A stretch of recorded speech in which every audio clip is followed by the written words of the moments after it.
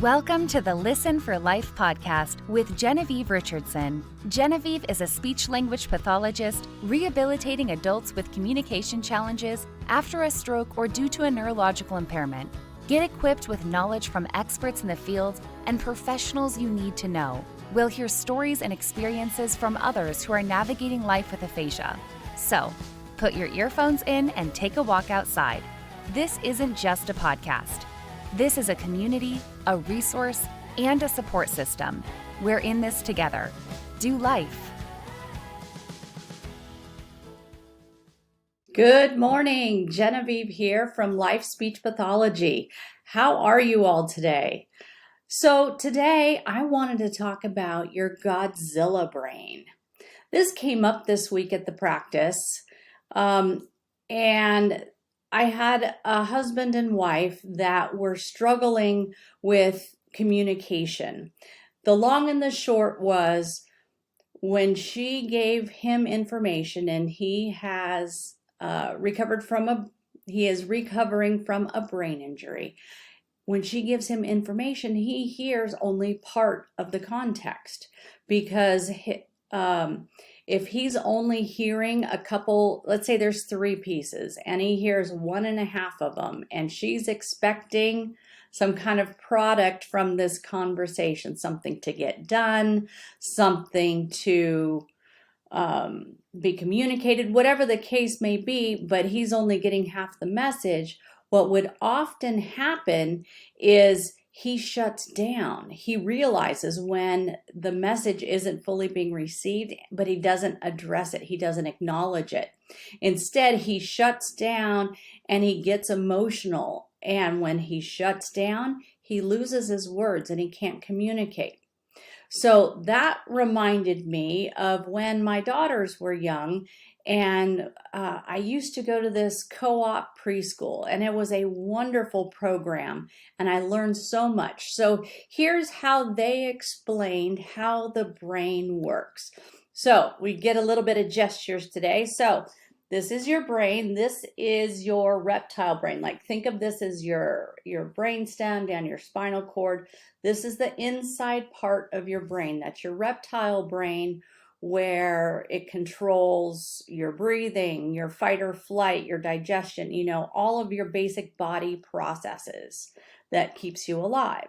Then you have the upper part of your brain. So think of this as your human brain. I shouldn't be blocking my face.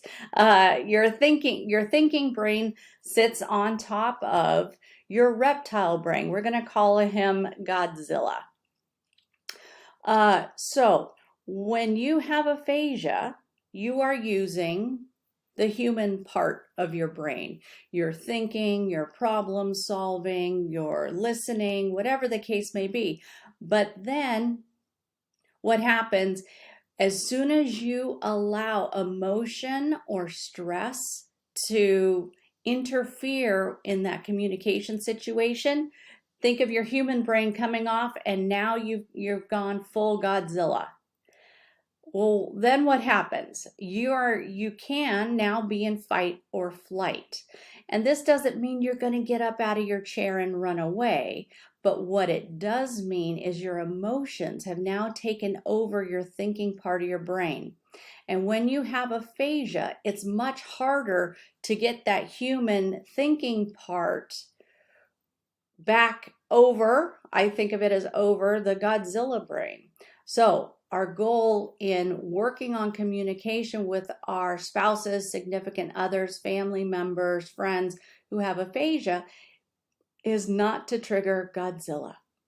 How does that sound? I kind of like this analogy. It's working for me. You'll have to let me know in the comments if Godzilla resonates with you or not. So let's say Godzilla does appear. How do you deal with that? Well, one thing you can do is breathe. Number one, I think you have to recognize. So let's say I'm the spouse talking to my significant other who has aphasia, and I realize we've had an emotional response and the human brain has gone away. First thing I need to notice in that moment that we've gone to the Godzilla brain. Then we need our person with aphasia to understand when they have gone to that Godzilla brain. Maybe they're breathing hard. Maybe you ask inquiring questions to help them understand what they're feeling in their body. Honey, are you breathing hard? How do you feel? What's going on? What are you thinking? See if you can get some words back from them. See if you can help them to start processing. If they can't give you the words, give some more support and ask questions like, do you feel like you're anxious? Do you feel like you're sweating? Do you feel like you just want to get away or avoid or hide?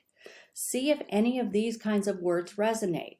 So once you can acknowledge you, the person sending the message, and the receiver being the person with aphasia, see if you can get that acknowledgement. From there, work on breathing. You have to work on breathing. And maybe it's just taking a couple of breaths together. It sounds corny. I get it. It sounds corny. What I'm asking you to do feels uncomfortable. But I'll tell you, when I'm working with my clients online and I see their stress creeping up, I can see it. It's almost like a water level rising. I can see when they start getting stressed. I can see when that human brain is decreasing and that Godzilla brain is increasing. And we just acknowledge and maybe do it again. Maybe do it a few more times. Whatever you need to do. And then once you can get that human brain back over Godzilla, get Godzilla under control, then you can open the conversation to what happened there. Maybe you can go there. Maybe you have to wait for that. Or maybe if you're the message giver, give the message in a different way. Simplify, use pauses, verify that the message was received. Honey, what did you hear? Not as a quiz, not like you're a school marm, not like you're the principal trying to get an answer out of a guilty student. It's about approaching in a loving and comfortable way. So to wrap up this discussion about the Godzilla brain and my clients this week, we ended up spending the session breaking down a couple different communication situations they had so that we could understand what the wife was doing, how the husband was reacting. We were getting his feelings, his feedback to us. He's pretty fluent, so he's able to, give us feedback. And we were able to have a really great discussion and come up with a plan of action to try and work on this. There is no one-stop fix.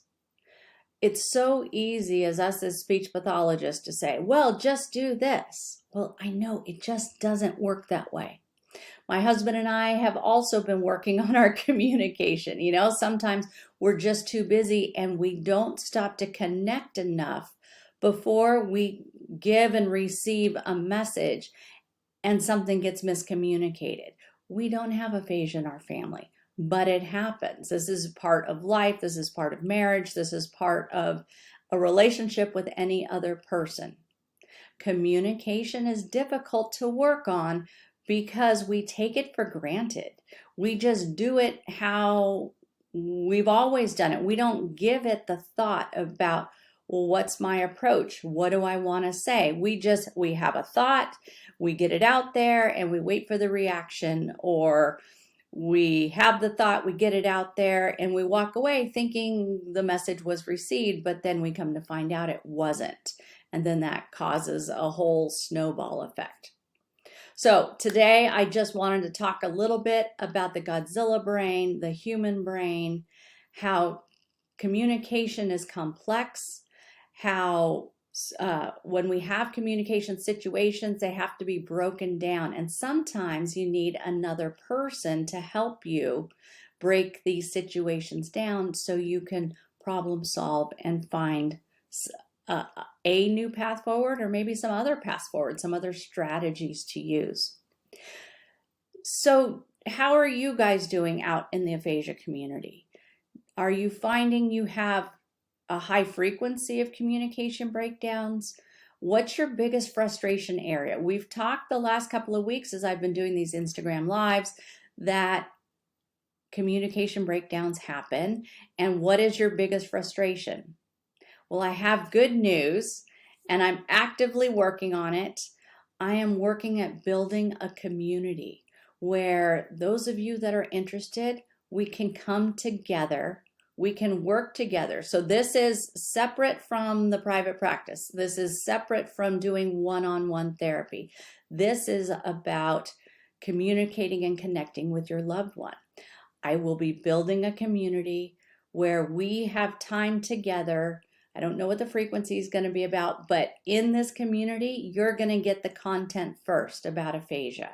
In this community, you're going to have the opportunity to give your specific communication situations that, as a group effort, we can problem solve and think it through, because it's highly likely if you're having a challenge with your communication, somebody else is having it too. And then this way we can continue to give each other support and keep moving forward. That's all for today. If you would like to find out more about what LIFE Speech Pathology offers, go to dolifespeechpathology.com. When you're there, you can read about the practice. You can read about how I approach treatment, how we look at the whole person and whole family, because you are not your aphasia. You are a person first, and you have likes and dislikes and things that are important to you and things that are not important to you. When I do one-on-one individual therapy with a client, we take each of these aspects into consideration. I'm working on further defining a roadmap that I use for treatment, and it includes things like identity, things that are a priority to you. Who are the people that are most important in your life? And then we incorporate all of that into treatment. So we are not just working on word finding or reading sentences or whatever the case may be. We're not just looking at the impairment of your aphasia. We are looking at you as a whole person. So if you'd like to learn more, please check out the website, dolifespeechpathology.com, and I will see you again next week. Keep that Godzilla brain in check, everybody. Take care.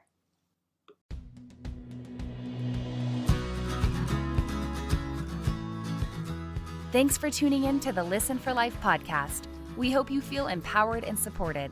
Head over to listenforlifepodcast.com to see the show notes with links and information from today's episode. Do you have a topic, a resource to share, or a guest recommendation? Inquiring minds want to know. Let us know in the comments section. Wishing you a fabulous week.